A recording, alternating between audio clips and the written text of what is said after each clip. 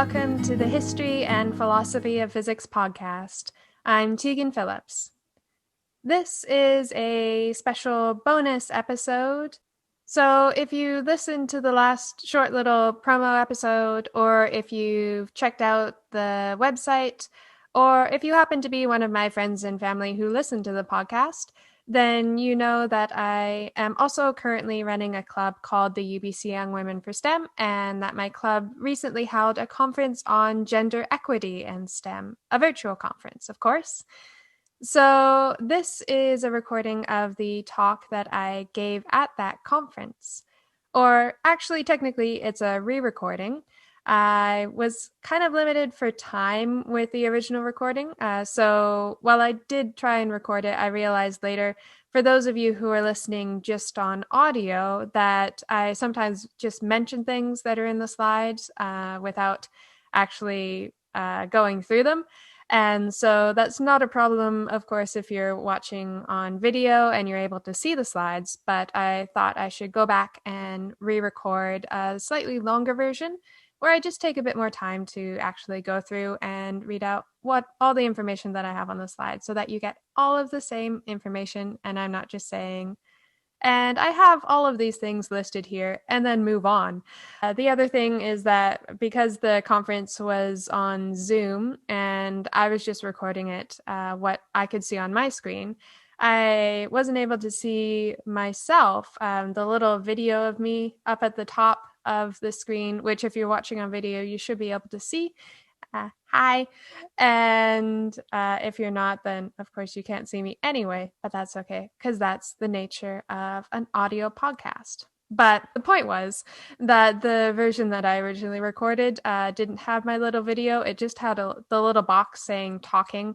So I thought it might be nice if you could actually see me talking and not just have the PowerPoint slides with a little box that said talking. As I mentioned, this talk was originally given on November 14th, 2020.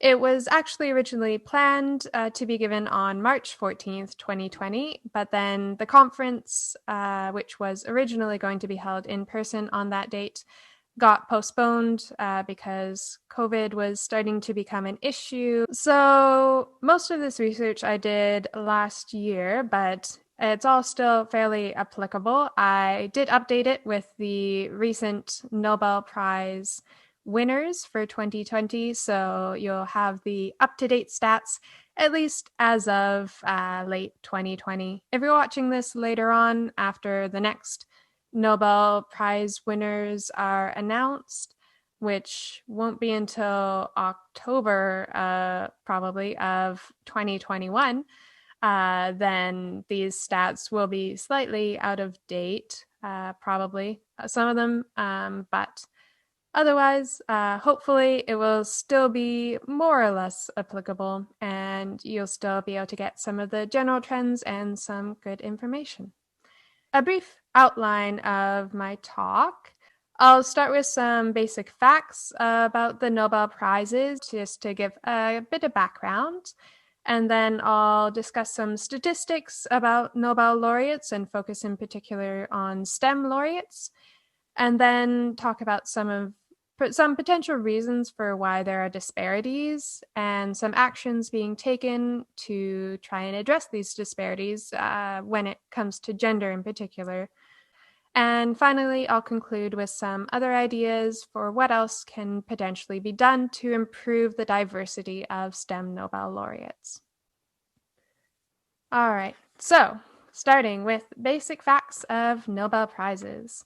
The Nobel Prizes are annual international awards given in recognition of academic, cultural, or scientific advances. They're named after Alfred Nobel, who was a Swedish chemist, engineer, and inventor, and he lived from 1833 to 1896.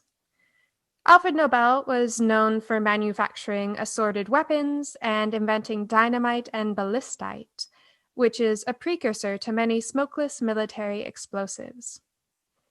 In 1888, a French newspaper published Nobel's obituary entitled "The Merchant of Death is Dead." Nobel read it because it was actually his brother, Ludwig, who had died, and the newspaper mistakenly thought it was Alfred. This apparently made him concerned about his legacy. Quite understandably, he didn't wish to be known as the Merchant of Death. So Alfred Nobel changed his will. He dedicated 94% of his fortune, 31 million Swedish krona, equivalent to about $250 million Canadian today, and his executors set up the Nobel Foundation to manage the money and prizes. Alfred Nobel willed that his fortune be used to create the Nobel Prizes for those who confer the greatest benefit on mankind in physics, chemistry, physiology or medicine, literature, and peace. The first prizes were given out in 1901, and the prize in economics was actually first awarded in 1969. This is because the Nobel Prize for Economics, which is officially known as the Sveriges Riksbank Prize in Economic Sciences in memory of Alfred Nobel, it's a bit of a mouthful, it was not part of the original request. It is based on a donation from Sweden's central bank, which was made in 1968. There are different institutions which award the different prizes, and so the Royal Swedish Academy of Sciences awards the Nobel Prizes in chemistry and physics, as well as the prize in economics. The Nobel Assembly at the Karolinska Institute awards the Nobel Prize in physiology or medicine. The Swedish Academy awards the Nobel Prize in literature, and the Norwegian Nobel Committee awards the Nobel Peace Prize. Candidates for Nobel Prizes must be nominated, and you can't nominate yourself. Nomination forms are sent to about 3,000 individuals, usually top academics in the fields for which there are Nobel Prizes, and they're sent out a year before the awarding of the prizes. These forms are due January 31st of the year of the award, and the Nobel Committee uses them to nominate about 300 potential laureates. The committee then prepares a report for each awarding institution that is sent with the list of candidates, and the institutes choose the laureates by a majority vote. An important thing to note is that nomination records are sealed for 50 years after the prize is awarded. So today, we can only know people who have been nominated up until 1970. Winners are announced annually, usually in early October. Nobel Prizes are not awarded posthumously, so they're not awarded if the recipient is known to have died by the time of the award announcement. There was one laureate who died 3 days prior to the prize announcement, and the Nobel Committee decided to award it to him regardless because they were unaware of his death at the time of announcement. This was the 2011 prize in physiology or medicine, which was given to Ralph Steinman. One prize can be given out in each category each year, but it can be shared by up to 3 individuals, and the Nobel Peace Prize can be awarded to organizations. The current prizes are worth 9 million Swedish krona, or about $1.2 million Canadian. Recipients receive a gold medal, a diploma, and they also get to sign their name in a book with all the past Nobel Prize winners' signatures, which must be a really neat experience. Now, some statistics. There have been 930 individuals awarded a Nobel Prize since they began in 1901. 4 people have won 2 Nobel Prizes, and Marie Curie is the only woman to have won twice. She received the Nobel Prize in Physics in 1903 and then the Nobel Prize in Chemistry in 1911. 28 organizations have won the Nobel Peace Prize. 25 of those were unique, so a few won multiple times. And of those 930 individual laureates, there have been 57 female laureates, or about 6%. There have also been 7 laureates who we would today consider to be part of the LGBT+ community. 6 received prizes for literature, and 1 received the Nobel Peace Prize. And I have a little note that at least these are people who we know of today. Many people kept their orientation private, and it was only revealed in journals or by close friends after the laureate's death. They make up only 0.8% of Nobel laureates. It's uncertain how many people worldwide are part of the LGBT+ community. Even today, members of this community face discrimination, exclusion from their other communities, an increased risk of abuse and violence, and legal punishments in some places, and so many have to keep this part of themselves a secret.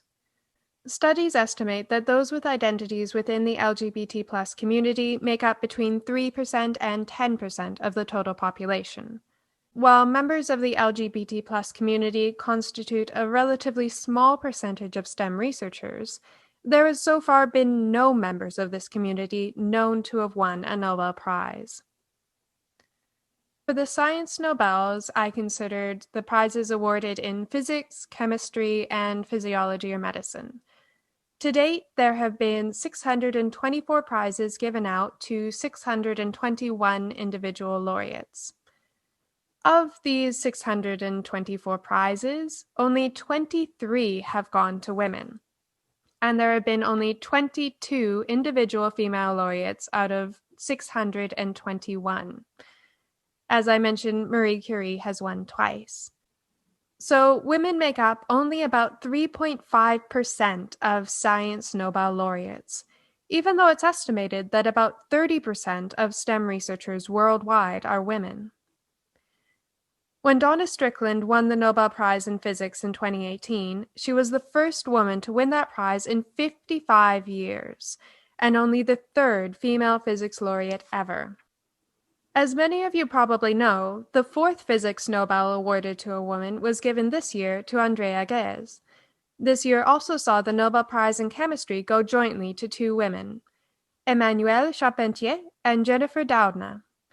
So, women were 3 out of the 8 Science Nobel Prize recipients in 2020, which is hopefully a good sign for the future.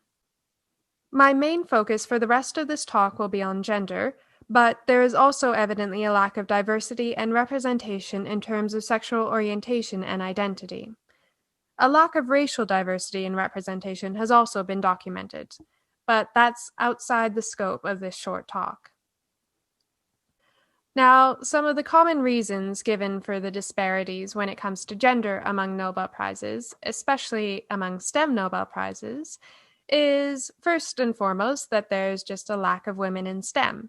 But as I mentioned, studies estimate that 30% of STEM researchers are female, whereas only 3.5% of laureates so far have been. There's also a small percentage of women being nominated.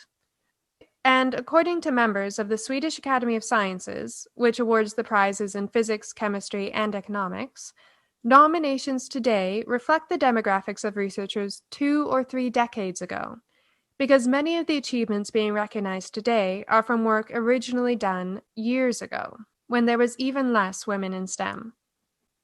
However, a study published in 2018 showed that even accounting for the historical dearth of women in scientific research, they are still underrepresented among Nobel Prize laureates, and there is a 95% probability of there being a bias against women when it comes to nominations.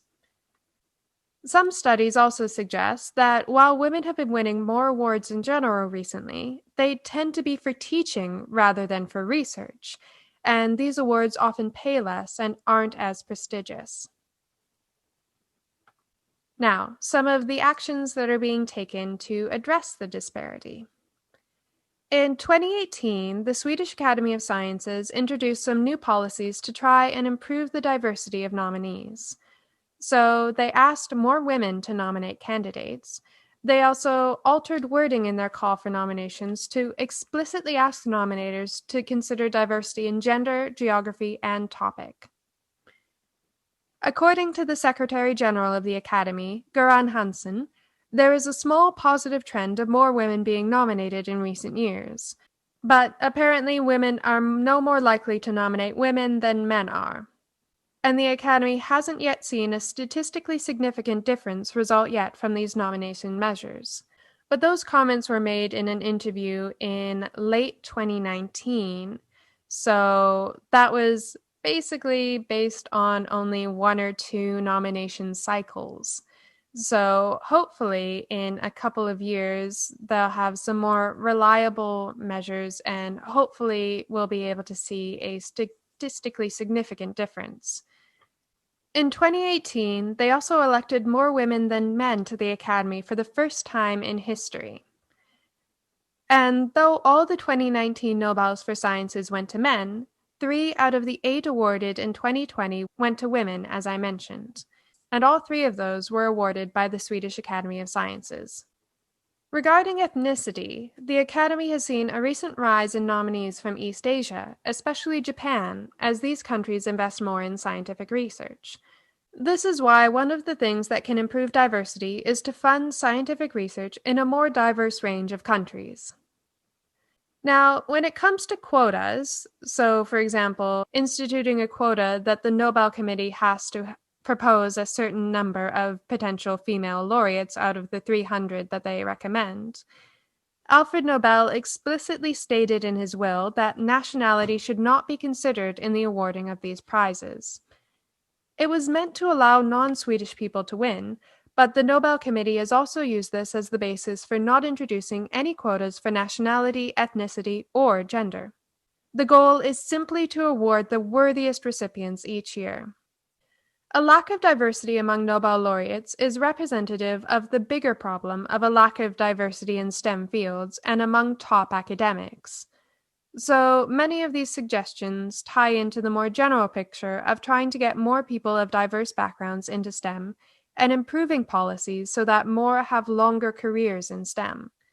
So these include things like making changes in schools and universities to create better environments for women and for people of other diverse backgrounds, allowing equal opportunities throughout academic careers, having better policies around maternal and paternal leave within academia, and fighting biased beliefs like success in research requires innate genius.